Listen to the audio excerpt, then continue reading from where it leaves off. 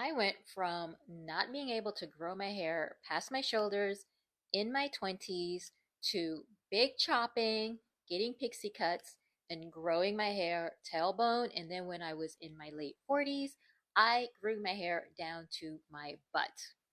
So if you are someone who has been stuck at kind of like shoulder jail, I'm going to tell you exactly what I did to get out of that so that my hair could start retaining length and I was able to achieve my optimal hair growth potential.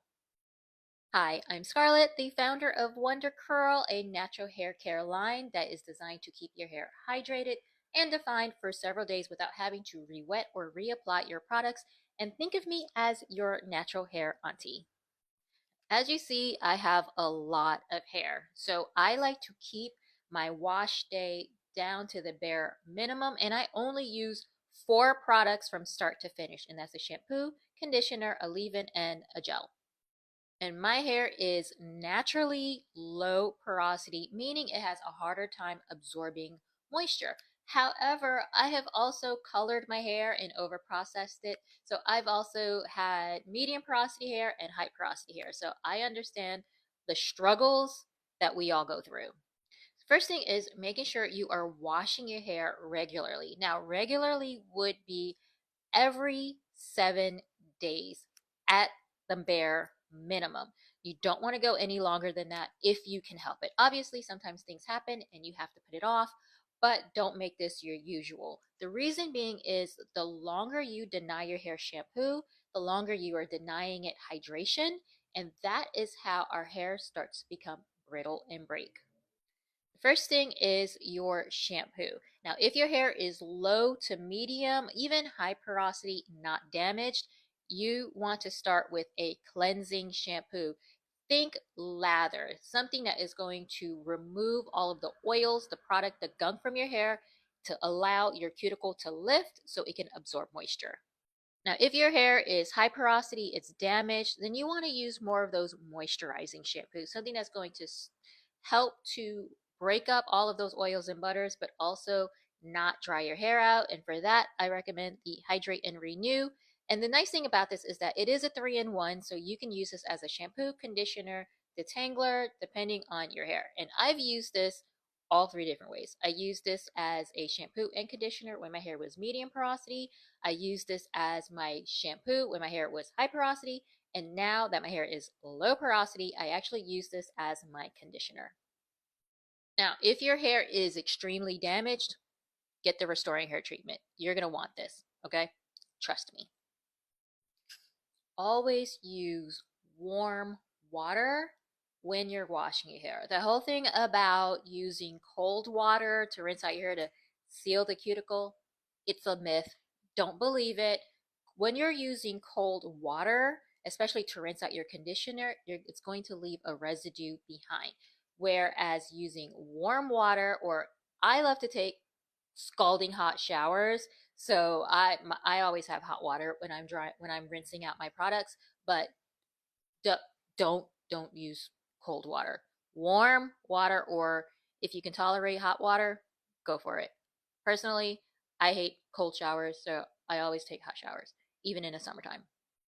The next is your leave-in. Personally, I never skip a leave-in on my hair. Never, never, never skip the leave-in.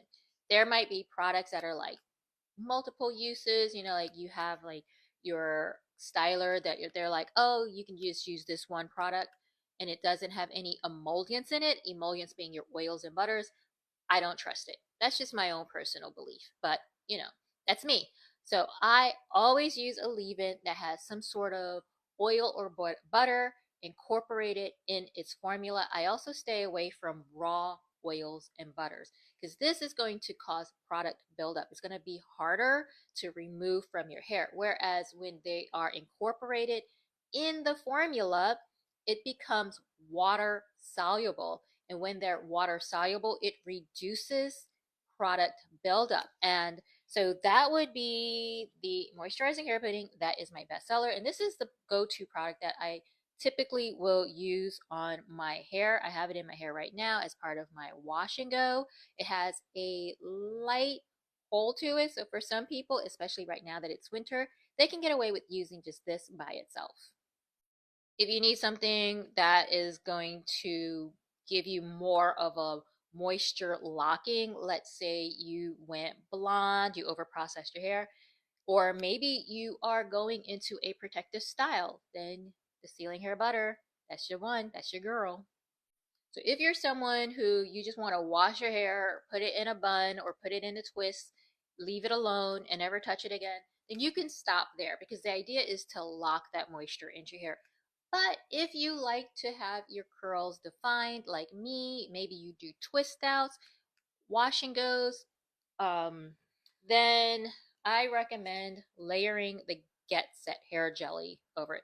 This is optional. I also know someone, she was doing twist outs with the pudding and the butter. So there are lots of variations. But the idea is, of course, to one, shampoo your hair to get that hydration and then lock it in with your conditioner and leave in. Those are crucial to keeping your hair hydrated so that it doesn't become brittle and break. And finally, and I feel like this one is crucial and where so many people mess up, heat dry. Heat dry. I never air dry my hair. Never. Well, maybe if I'm on vacation and I don't have access to a blow dryer or a hooded dryer, but otherwise, it could be 110 degrees outside. You will catch me under a hooded hair dryer with a fan on my face. So sit under a hooded hair dryer or get a diffuser for your blow dryer. Now, if your hair is on the curly to coily side, I'm thinking like 3C, 4A, 4B, 4C, even 3B, invest in a hooded hair dryer. Get a hooded hair dryer. You will thank me later if you don't already have one. If you don't have the space for one, then get a soft bonnet dryer. And that's actually how I've been drying my hair lately because it's too long for my hood. But definitely, you're going to be like, why didn't I do this sooner? Or if you have one and you haven't used it in a while, dust it off. Again, you're going to be like, why wasn't I using this sooner? And staying consistent with your hair care routine is very important. Consistency, care, and commitment are the 3 C's to growing long hair. And honorable mention is having patience because it's not going to happen overnight. I did not grow my hair to butt length overnight. It took me probably like five years from my last big chop. So it can happen, but you have to be patient. So if you have any other questions or need advice, put it down in the caption comments below.